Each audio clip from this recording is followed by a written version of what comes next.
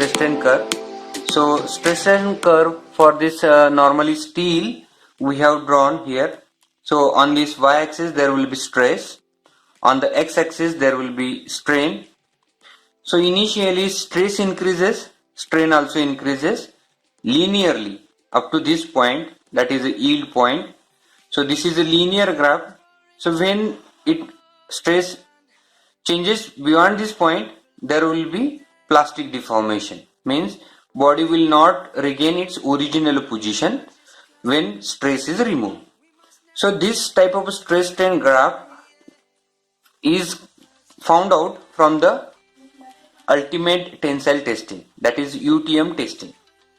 Now for all the materials this graph is available by using that testing.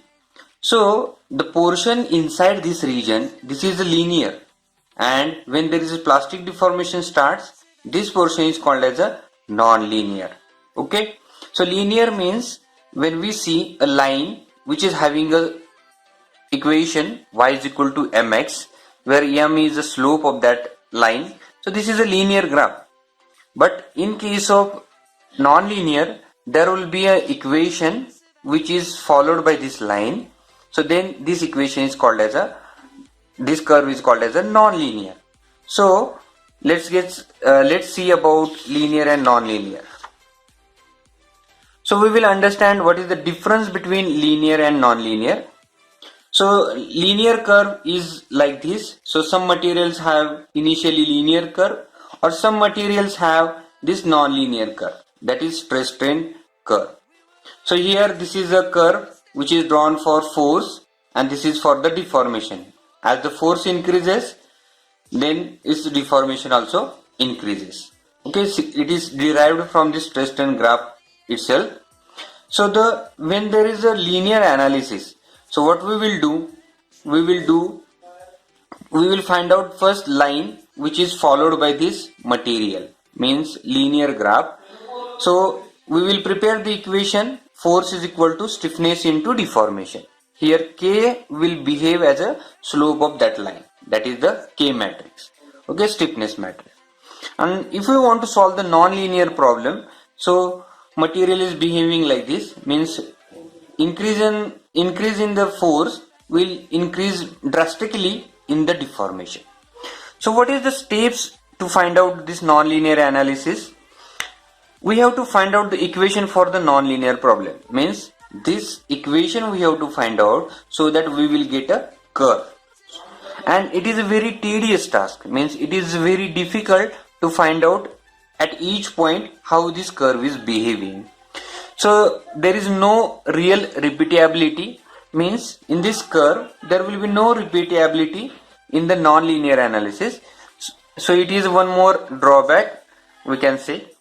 So no commercial software which is producing such type of non-linear curves for the particular material, and not in practical approach in the industry.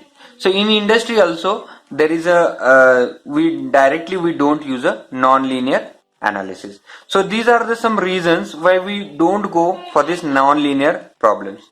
So the key points we can see: if we solve any problem which is non-linear in nature by linear problem method, then we will get an error.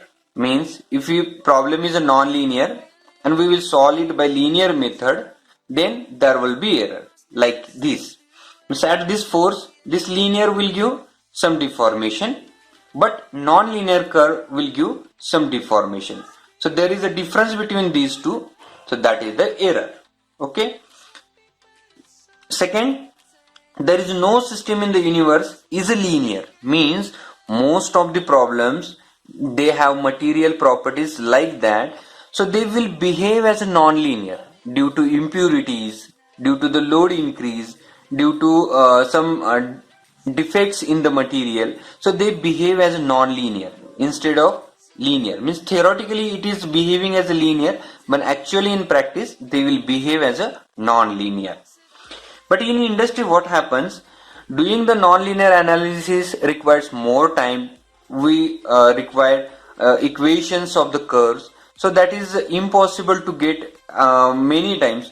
So then what happens, in industry they will do this nonlinear analysis by using linear method, and they will reduce the error acceptance. Means in industry 70 to 80% analysis are done linear, providing that error is 3% is acceptable. Means this type of error is there, so that error, if it is less than a 3%, then it is acceptable that linear analysis is correct. So this is the practical approach and the difference between linear and non-linear analysis. So we will go to the non-linear analysis. Means what actually happens in the non-linear analysis. Suppose we are having two graphs, one is linear, another is a non-linear. So at the load of, that is the force of 1000 Newton, we will get some deformation here, we will get some deformation here. That is the difference. So we want to go for non-linear analysis so that we will get an accurate result. So first step is reduce the full load. Means we will reduce this 1000 load into 100, then 200, 300, like this. And what we will do, we will gradually increase to the full load. Means first of all we will do the analysis for 100, then we will do for 200, 300, like this we will go.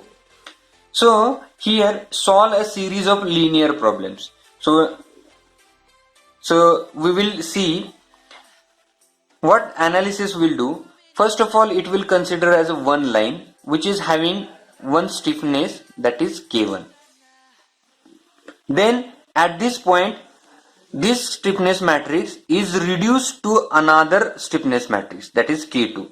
Means according to non-linearity. So another line which is having stiffness, that is K2. After this point, means 100, 200 and at a 300 level, so again this stiffness is reduced to, as per the conditions of non-linear, to K3. So likewise we are reducing, and every time we will reduce the slope or change the slope so that we will get which is closer to the non-linear analysis. Means this type of non-linear analysis, it is not solved by 1000 Newton. It is divided into 10 steps, that is 100, 200, 300 up to 1000, and each point we will find out a new stiffness matrix and we will solve this step only as a linearly. So it is a series of linear problems. So here solve this series of a linear problem. So this process is called as a sub-steps or sub-stepping. This is available in the ANSYS software to give the sub-steps. Okay. So accepted here how we do sub-stepping, that is 3% of error we will reduce. Means for this problem, suppose here, so this is a 3% error which can be accepted. So at this point we will get one sub-step. So next point we will somewhere here we will, so error between non-linear and linear will be 3%. So that is accepted for this sub-stepping. Now what is mean by tangent modulus? So TM, it is tangent modulus. Means this we have to define, this curve we have to define in the analysis software. Means what it will do, first of all it will take Young's modulus. Okay, so we will get a linear graph. So at this point we will define a tangent modulus. Means again it will change according to that tangent modulus. Means slope of this is tangent modulus. Here it is a E. So likewise we have to define a material so that curve becomes a non-linear. So this is how we will use non-linear analysis to solve a problem.